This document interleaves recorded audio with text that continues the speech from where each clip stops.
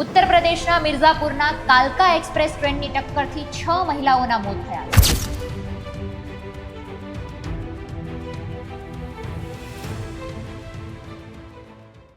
નમસ્કાર, આપની સાથે હું આકાંક્ષા ગોંડલિયા. તમે જોઈ રહ્યા છો હવે રાજકોટ. છેલ્લા 2-3 દિવસની વાત કરીએ તો માર્ગ અકસ્માત, ટ્રેન અકસ્માત, અનેક કિસ્સાઓ સાંભળવા મળ્યા. તેલંગાણા, રાજસ્થાન, જયપુર આ બંને જગ્યાએ માર્ગ અકસ્માત સર્જાયો. ગંભીર રીતે માર્ગ અકસ્માત સર્જાયો હતો. 15-20 જેટલા લોકો ઘટના સ્થળે જ મૃત્યુ પામ્યા હતા. ગઈકાલે વાત કરીએ તો ટ્રેન અકસ્માત સર્જાયો હતો. એક વ્યક્તિના મોતની આશંકાની વાત તેમાં કરવામાં આવી હતી. ફરી એકવાર ટ્રેન અકસ્માત છે તેના સમાચાર સામે આવ્યા છે. વાત કરવાની છે ઉત્તર પ્રદેશની. ઉત્તર પ્રદેશના મિર્ઝાપુરના કાલકા એક્સપ્રેસ ટ્રેનની ટક્કરથી 6 મહિલાઓના મોત થયા છે. એમાં 2 બહેનો હતી. ચુના રેલવે સ્ટેશન પર 9:30 વાગે બનેલી આ ઘટના છે. 54 થી એક પેસેન્જર ટ્રેન આવી રહી હતી.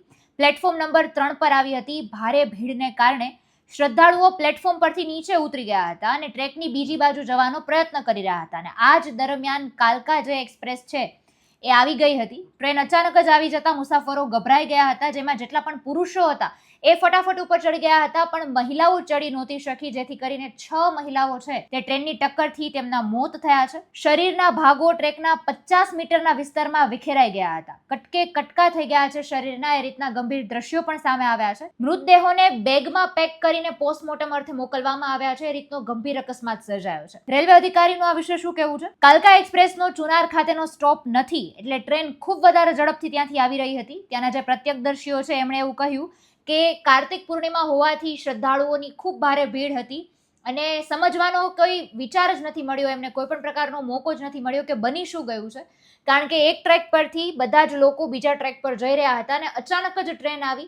પૂરપાટ ઝડપે આવેલી ટ્રેન છે તેમણે આ બધા લોકોનો ભોગ લઈ લીધો, જેમાં 6 મહિલાઓના મોત થયા છે. પાટા પર મૃતદેહો વિખેરાયેલા પડ્યા હતા. પ્રત્યક્ષદર્શીઓએ જે રીતે કહ્યું કે અકસ્માત ખૂબ ગંભીર બન્યો છે. રેલવે સ્ટેશનથી માત્ર 2-3 કિલોમીટર દૂર મૃતકોમાંથી 5 મહિલાઓ મિર્ઝાપુરની હતી અને એક સોનભદ્રની રહેવાસી હતી. તેમની ઓળખ થઈ છે સવિતા, સાધના, શિવકુમારી, અંજુ દેવી, સુશીલા દેવી, કલાવતી દેવી. આટલા લોકો છે તેમનું મૃત્યુ થયું છે. આ વિશે અધિકારીઓનું શું કહેવું છે તેના પર નજર કરીએ તો કમિશનર અને ડીઆઈજી પણ ઘટના સ્થળે પહોંચ્યા હતા. 6 શ્રદ્ધાળુઓના કપાઈ જવાની ઘટનાથી વિધ્યાંચલ કમિશનર રાજેશ પ્રકાશ અને ડીઆઈજી આરપી સિંહ ચુના રેલવે સ્ટેશન ખાતે પહોંચ્યા હતા. અન્ય અધિકારીઓ, પોલીસ કાફલો પણ ઘટના સ્થળે પહોંચ્યો હતો. ખાસ જે પ્રયાગરાજના જીઆરપીના એસપી પ્રશાંત વર્મા છે તેમનું એવું કહેવું છે કે પ્લેટફોર્મ પર સુરક્ષા વ્યવસ્થા હતી. પોલીસના કર્મચારીઓ પણ ફરજ પર હતા. કેટલીક મહિલાઓ સામેના પ્લેટફોર્મ પર ઉતરી ગઈ હતી અને બીજા ટ્રેક પર જવાનો તે લોકો પ્રયત્ન કરી રહ્યા હતા. એ જ સમયે આ જે ટ્રેન છે ખૂબ પૂરપાટ ઝડપે આવી હતી અને મહિલાઓનો ભોગ લઈ લીધો હતો. જિલ્લા મેજિસ્ટ્રેટ પવન ગંગવારે એવું જણાવ્યું છે કે અકસ્માતમાં 6 લોકોના મોત થયા છે. ટ્રેનમાં ઉતરતી વખતે અને પ્લેટફોર્મ બદલતી વખતે મુસાફરો છે એ બીજા ટ્રેક પર ચડી ગયા હતા, જેના કારણે તે લોકો ટ્રેનની અડફેટે આવી ગયા છે. ત્યાંના સ્થાનિક લોકોનું એવું પણ કહેવું છે કે આટલી શ્રદ્ધાળુઓની ભીડ હતી અને આટલી ઝડપથી ટ્રેન ન